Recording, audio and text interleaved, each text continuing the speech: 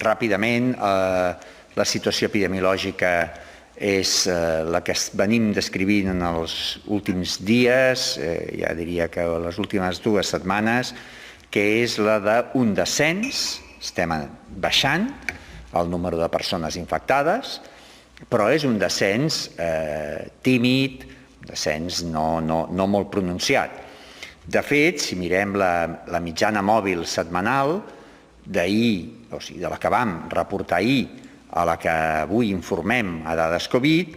la variació és d'un 1,1%. Per tant, una reducció petita, estem en 8.800 casos, aproximadament, 8.805 concretament,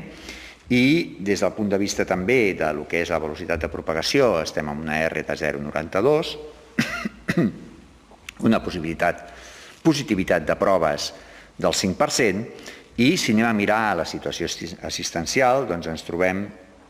que tenim 1.637 persones ingressades, només 27 menys que el dia anterior, i en quant a crítics sí hem baixat alguna més, hem baixat 16 casos, 16 persones que estan a les unitats de cures intensives, han pogut deixar aquestes unitats, i actualment en tenim encara 504, que és un número molt elevat. Des d'aquest punt de vista també, quina és la perspectiva pels propers dies, per el que ens queda de setmana i els propers dies? Doncs és una perspectiva similar a la que acabo de descriure. Descens, un descens poc pronunciat. De fet, si mirem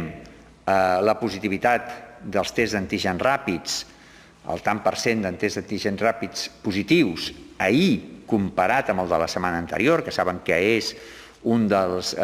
indicadors que nosaltres mirem per fer, estimar en quina situació estem, doncs ahir van ser un 10% menys, ahir dimecres respecte al dimecres anterior. Aquesta mateixa tònica es va produir el dimarts respecte al dimarts de la setmana anterior i dilluns respecte a dilluns de la setmana anterior. Això són, en principi, bones notícies, vol dir que seguim baixant, i, repeteixo, són bones notícies.